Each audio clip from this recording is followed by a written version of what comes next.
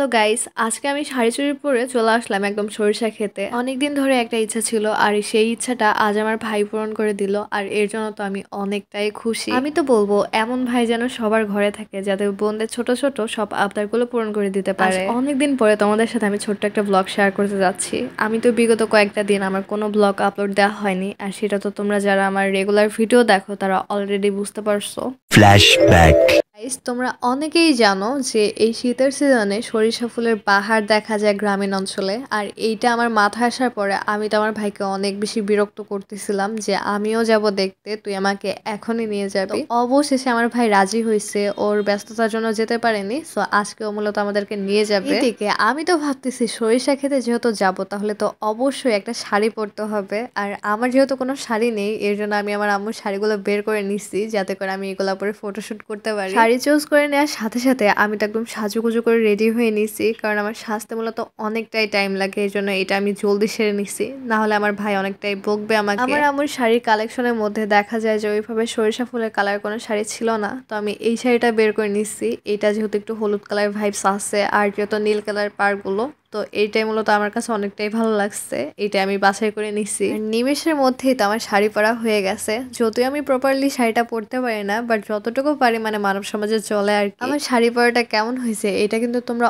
অবশ্যই আমাকে কমেন্ট করে জানিয়ে দিবা, যাতে করে আমি বুঝতে পারি যে আমার শাড়িটা কি আদেও ভালো হয়েছে নাকি পরাটা অনেকটা বাজে হয়েছে। এইদিকে আমার ভাই তো আমাকে বারবার তাড়া দিচ্ছিল যে অনেকটা লেট হয়ে যাচ্ছে, সন্ধ্যা হয়ে যাবে, তাড়াতাড়ি আবার বাসায় ব্যাক করতে হবে রাত হয়ে যাওয়ার আগে আগে। তো এটা ভেবে আমরা সবাই তাড়াহুড়ো করে বের হয়ে পড়লাম সরিষা খেতে যাওয়ার উদ্দেশ্যে। এইভাবে 20 মিনিট জার্নি করার পরে আমরা সবাই চলে আসলাম সেই সরিষা ক্ষেতের এইদিকে। সরিষা ফুলগুলো এতটাই সুন্দর লাগতেছিল বলার মতো না। আর এটা দেখার সাথে সাথে আমি তো একদম ফটোশুট করতে শুরু করে দিলাম। মানে আমরা হচ্ছে সরিষা ক্ষেতের মধ্যে যাইনি, কারণ অনেকটাই সরিষা নষ্ট হয়ে যাবে, এর জন্য আমার ভাই যেতে দেয়নি। এর জন্য আমরা সবাই সেইখানে সামনে দাঁড়িয়ে দাঁড়িয়ে পিক তুলে নিচ্ছিলাম। যদিও পিক গুলো তেমন সুন্দর আসছিল না, কজ অনেকটাই অন্ধকার অন্ধকার হয়ে গেছে, মানে সন্ধ্যা হয়ে গেছে, এর জন্য হচ্ছে পিকগুলো তেমন সুন্দর হচ্ছিল না। এর জন্য সেখানে আর বেশিক্ষণ থাকি নাই, মানে ওইখানে থাকলে শুধু শুধু টাইম ওয়েস্ট হইতো। এর জন্য নদীর পাড়টা দেখতে চলে আসলাম আমরা। নদীর পাড়ে এখানে যাওয়ার সাথে সাথে আমার ভাই ভাবি বোন তারা সবাই নৌকাতে উঠে পড়লো।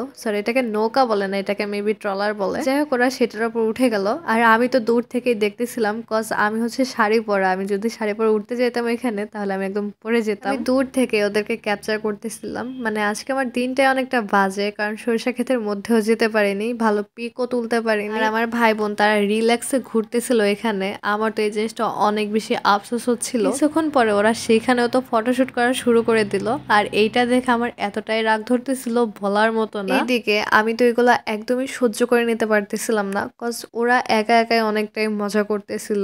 আর এইটা আমার ভাই বুঝে ওরা তাড়াহুড়ো করে চলে আসতেছে যে আমার মনটা অনেকটা খারাপ হয়ে গেছে। আমি তো একটা কিছু খেয়াল করলাম, এইখানে আসার সাথে সাথেই দেখি নিমেষে একদম সন্ধ্যা হয়ে গেল। মানে দিন কই দিয়ে চলে যায় বোঝাই যায় না। এইদিকে একটা বাজে ঘটনা ঘটার আগেই তো আমি রেহাই পেয়ে গেছি। মানে এই নৌকাটার উপরে হচ্ছে আমার ভাই বসে ফটোশুট করতে চাইছিল, মানে আমি হচ্ছে ওকে বলছি, বাট পরে আমার বোন দেখলো যে না, এটা রিসেন্টলি রং করা হয়েছে।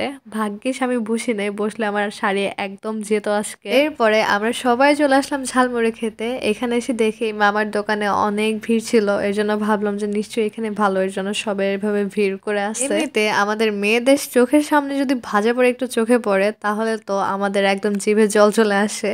তেমনটা তো আমরা তিনজন ছিলাম মেয়ে এখানে, তো আমরা তিনজনে আবদার করছি যে আমরা সবাই ঝালমুড়ি খাবো। আর এরপরে আমার ভাই সে 4টা জায়গায় ঝালমুড়ি বানিয়ে দিতে বললো, মানে সেও হচ্ছে এখন আমাদের সাথে খাবে। যদিও এমনই করে আমার ভাই ফার্স্টে যে খাবে না, পরেও ঠিকই রাজি হয়ে যায়। এদিকে চারপাশটা তো একদম অন্ধকার হয়ে গেছে, আর এখনই মূলত আমাদেরকে জরুরিভাবে বাসায় চলে যেতে হবে, না হলে দেখা যাবে আব্বু আম্মু দুজনে আমাদেরকে অনেক বেশি বকবে। দেখতে দেখতে আমাদের ঝালমুড়িটাও তো বানানো একদম হয়ে গেছে। আর ফার্স্টে তো আমার ভাই চেখে নিচ্ছিল যে কেমনটা হয়েছে, মানে ওই হচ্ছে খাবে না আর ও সবার আগে এটা টেস্ট করে নিল। আমাদেরকে তো আমাদের ঝালমুড়িটা সুন্দরভাবে বুঝিয়ে দিল। যদিও দিনটা শুরুতে তেমনটা ছিল না, বাট লাস্টের দিকে অনেকটা ভালোই গেল সময়টা।